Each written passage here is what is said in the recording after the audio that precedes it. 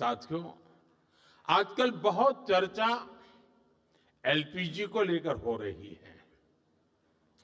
कुछ लोग हैं जो पैनिक क्रिएट करने का प्रयास कर रहे हैं, अपना एजेंडा चलाना चाहते हैं।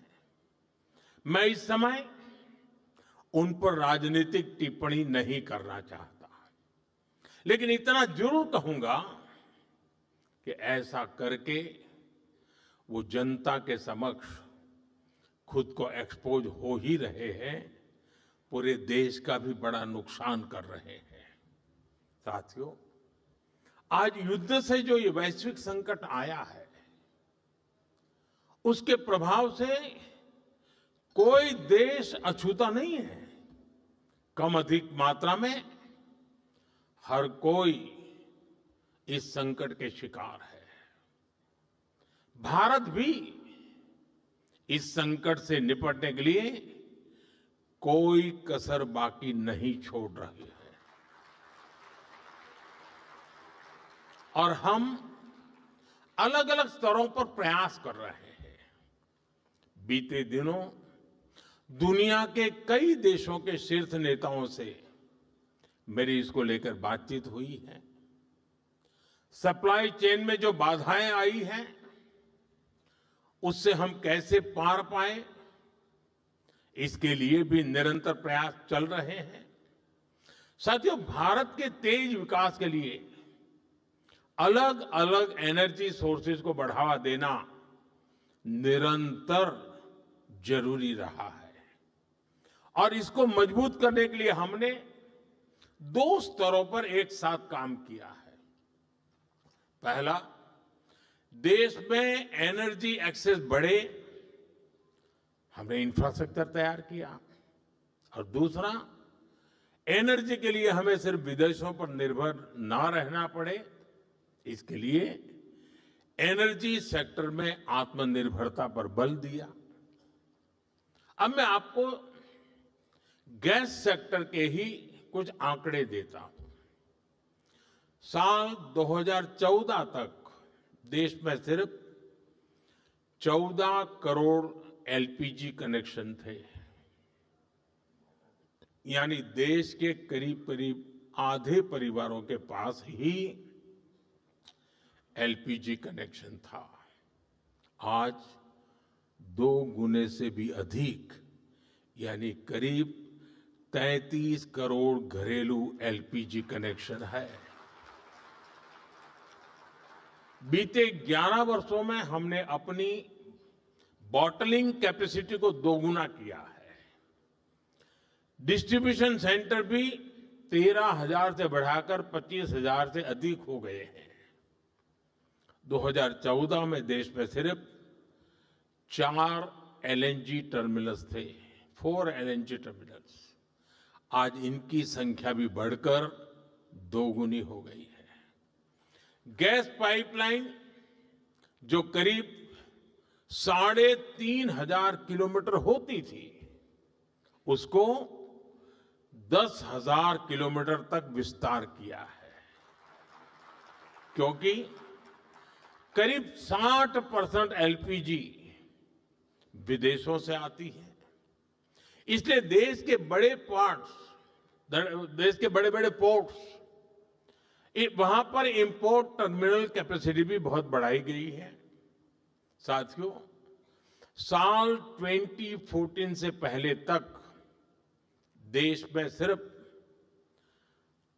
25-26 लाख घरों में ही पाइप से सस्ती गैस यानी पीएनजी की सुविधा थी। आज ये संख्या भी 1.25 करोड़ से अधिक पहुंच गई है। 2014 में देश में सीएनजी पर चलने वाली गाड़ियां भी 10 लाख से ज्यादा नहीं थी। आज ये संख्या 70 लाख से अधिक है और ये तभी संभव हो पा रहा है क्योंकि बीते दशक में देश के 600 से अधिक जिलों में सिटी गैस डिस्ट्रीब्यूशन नेटवर्क स्थापित किए गए हैं। साथियों, इस वैश्विक संकट ने एक बार फिर दिखाया है कि किसी भी देश का आत्मनिर्भर होना इतना अधिक जरूरी क्यों है। इसलिए ही बीते वर्षों में हमने भारत को एनर्जी सेक्टर में आत्मनिर्भर बनाने के लिए होलिस्टिक तरीके से काम किया है। साथियों, पेट्रोलियम पर निर्भरता को कम करने के लिए हमने इथेनॉल पर, बायोफ्यूल पर बल दिया। 2014 से पहले देश में सिर्फ 1-1.5% इथेनॉल ब्लेंडिंग कैपेसिटी थी। आज हम पेट्रोल में 20% इथेनॉल ब्लेंडिंग के करीब पहुंच रहे हैं। अगर ये काम न किया होता तो हमें बीते 11 वर्षों में करीब 18 करोड़ बैरल अतिरिक्त तेल विदेशों से खरीदना पड़ता। आज की स्थिति देखें तो इथेनॉल के कारण हमें प्रतिवर्ष करीब 4.5 करोड़ बैरल कम ऑयल इंपोर्ट करना पड़ रहा है।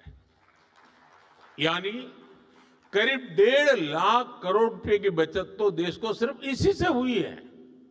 साथियों, भारत में पेट्रोलियम का बहुत बड़ा कंज्यूमर हमारी रेलवे भी है। हमारे देश में रेलवे लाइनों के इलेक्ट्रिफिकेशन का काम 60 साल पहले शुरू हुआ था। बावजूद इसके 2014 तक, 2014 तक सिर्फ 20% रेलवे रूट का इलेक्ट्रिफिकेशन ही हो पाया था। बाकी रेलवे रूट्स पर हजारों डीजल इंजन चला करते थे। आज भारत में ब्रॉडगेज नेटवर्क का करीब करीब 100% बिजलीकरण हो चुका है। इससे साल 2024-25 में ही भारतीय रेलवे ने करीब 180 करोड़ लीटर डीजल की बचत की है। अगर इलेक्ट्रिफिकेशन न हुआ होता तो हर वर्ष इतना डीजल बनाने के लिए एक्स्ट्रा क्रूड ऑयल इंपोर्ट करना पड़ता। ऐसे ही हमने मेट्रो का नेटवर्क बढ़ाया, इलेक्ट्रिक मोबिलिटी पर फोकस किया। एक और बहुत बड़ा काम हमने रिन्यूएबल एनर्जी को लेकर किया है।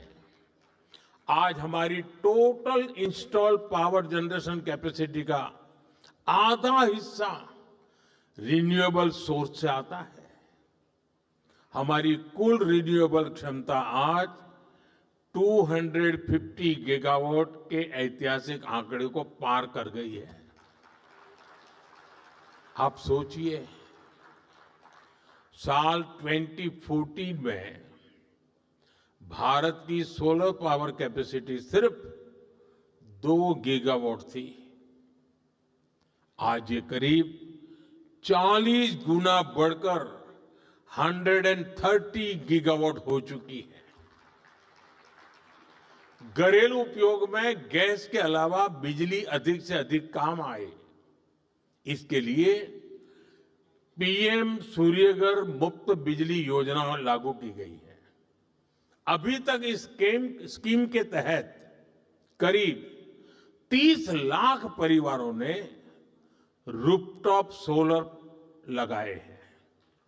साथियों, इसके अलावा हमने गोवर्धन स्कीम पर भी काम किया। इसके तहत कॉम्प्रेस्ड बायोगैस बनाने पर काम किया गया। अभी तक देश में 100 से अधिक प्लांट चालू हो चुके हैं और 600 से ज्यादा पर काम चल रहा है।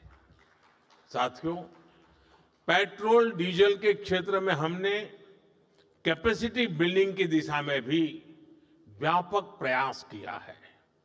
2014 से पहले भारत के पास स्ट्रेटेजिक पेट्रोलियम रिजर्व यानी संकट के समय कच्चा तेल स्टोर करने की कैपेसिटी ना के बराबर थी। आज हमारे पास 50 लाख टन से अधिक का स्ट्रैटेजिक पेट्रोलियम रिजर्व है और इससे भी अधिक कैपेसिटी पर काम चल रहा है। बीते दशक में अपनी रिफाइनिंग कैपेसिटी में भी हमने सालाना 40 मिलियन टन से अधिक की वृद्धि की है। तभी भारत आज दुनिया के सबसे बड़े रिफाइनिंग हब्स में से एक बन चुका है। यानी आप अंदाजा लगा सकते हैं कि हम भारत को आत्मनिर्भर बनाने के लिए कितने बड़े पैमाने पर और कितनी बड़ी दिशाओं में काम कर रहे हैं। ये युद्ध की वजह से जो संकट बना है उसका मुकाबला भी हम जरूर कर पाएंगे। मेरा 140 करोड़ देशवासियों पर पूरा भरोसा है। जैसे एक साथ संगठित होकर कोविड के संकट से हमने देश को बाहर निकाला था, उसी प्रकार हम इस वैश्विक संकट को भी पार कर लेंगे। और मैं फिर दोहराऊंगा, जहां तक सरकार का प्रश्न है, हम किसी भी प्रकार के प्रयत्न या प्रयास में कोई कमी नहीं आने देंगे। हमारे हर निर्णय में जनता का हित सर्वोपरि रहेगा। साथियों, यूक्रेन युद्ध से लेकर आज तक हमने देखा है कि कैसे इसका प्रभाव वैश्विक मार्केट से लेकर दुनिया के नागरिकों पर पड़ता रहा है। लेकिन भारत सरकार का हमेशा से हर संभव प्रयास रहा है कि युद्ध से बनी परिस्थितियों का बोझ भारत के नागरिकों पर न पड़े। और जब रूस यूक्रेन का संकट बढ़ा था तो उस कालखंड में फर्टिलाइजर की कीमतें आसमान छूने लगी थी। इसके बावजूद यूरिया की जो बोरी अंतर्राष्ट्रीय बाजार में 3,000 रुपये में मिल रही थी, वो हमने अपने किसानों को सिर्फ 300 रुपये में दी थी। दुनिया में 3,000 रुपया चलता था, हमारे देश में 300 रुपये में दिया जाता था।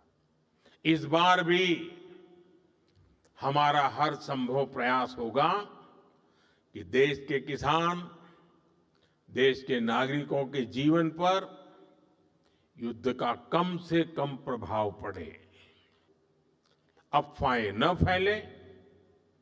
इसलिए स्थिति की गंभीरता से मॉनिटरिंग आवश्यक है।